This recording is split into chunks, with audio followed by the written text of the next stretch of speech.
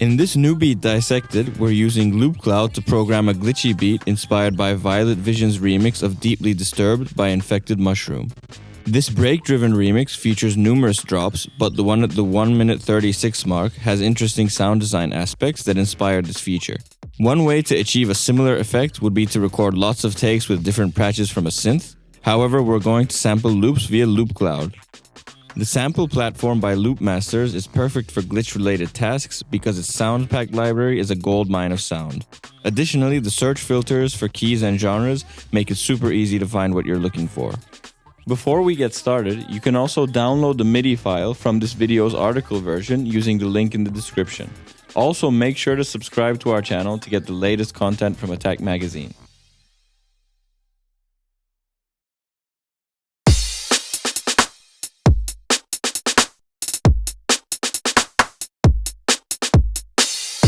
We'll start by programming the drums to be reminiscent of a drum break. We're using a kick, hi-hat, snare, clap, and crash. The key with the drums is leaving space for the effects and samples to breathe. This means being careful not to overuse our kicks, and also ensuring that the snare rhythms cut off early. Next, program classic break style 16th note hi-hat and snare trade-offs, with the loudest and last snare in each bar hitting at the 11th 16th note. Make sure this 11th note hit is also layered with the clap to add even more impact. You can change things up further by adding additional clap hits. Program a 30-second note hi-hat fill at the end of the second bar. This will give a glitch-style effect to the drums.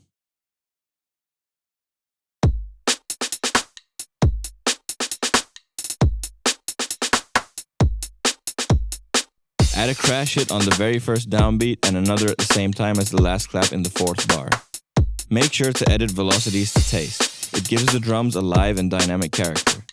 This especially applies to the consecutive snare hits.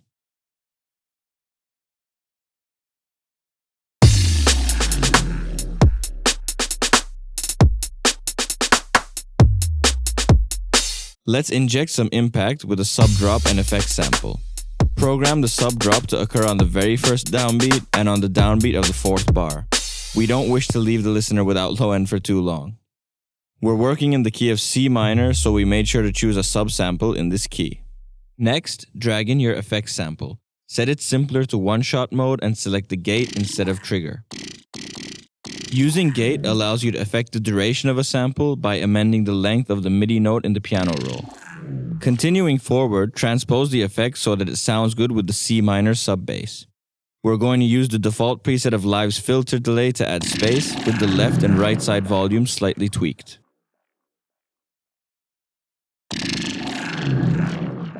Set the effects to play for the duration of the first bar. Make sure it cuts off around the beginning of the second bar to leave space for the next effects.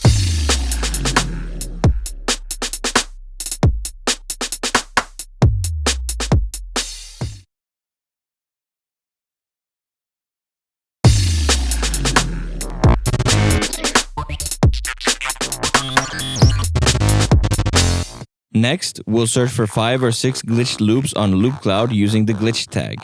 This is definitely one of the more fun tags to search with. We'll focus on ones in C minor as that's the key we're working with, but we can also take samples from other minor keys and transpose them in Ableton's Simpler.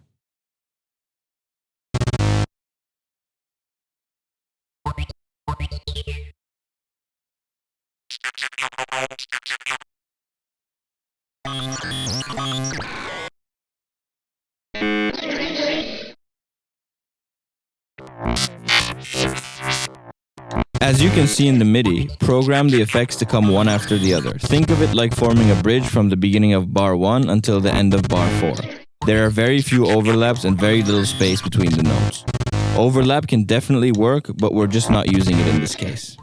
Keep in mind what the drums are doing while programming the samples. For example, we have effects starting between drum hits when there are no drums. We also have effects starting at the same time as accented drum hits.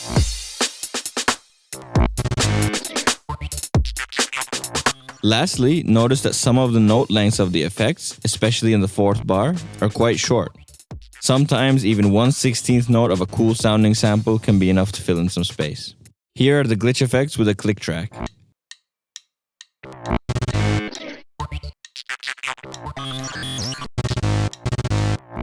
And here's our progress so far.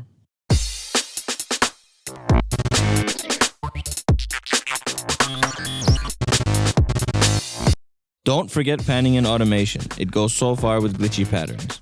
Pan each element between 30 and 50 left or right. Experiment with different combinations.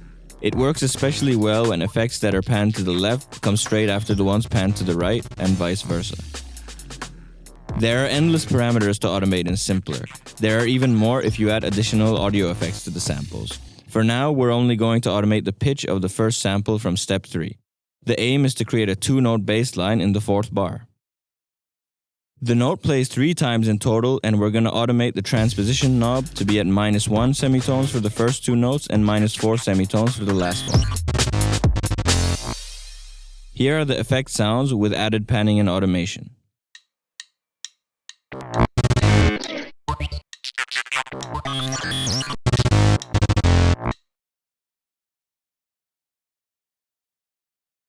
Add to your drum rack Live's drum bus, glue compressor, and limiter. Reduce the drum bus damp parameter to around 4.5 kHz to remove the shiny top end from the drums. Increase the boom to 20% to introduce some low end. Add around 10% drive for grit and boost the transients knob to add some impact.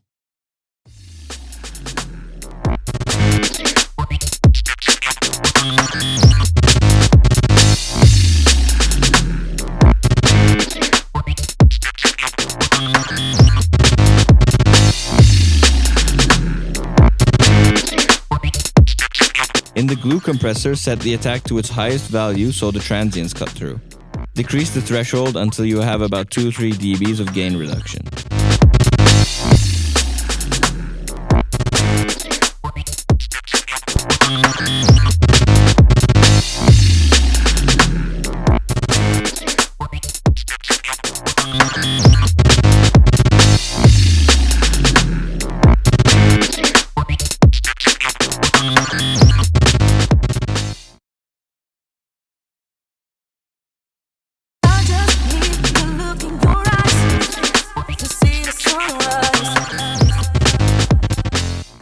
One of our favorite parts about Loopcloud is that you can demo acapellas in real time. This means that when demoing the sample, it syncs to your DAW's play button. We filtered our search to the key of C minor and a BPM of above 120 and encountered a great sample. Once you find the acapella you like, add it into your project on a separate audio channel.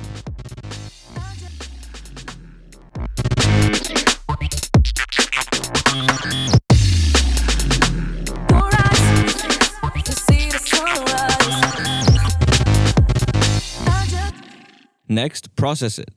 I just need to look in your eyes to see the sunrise. We're using Live's Echoes Ensemble Digital preset and delay to add ambience.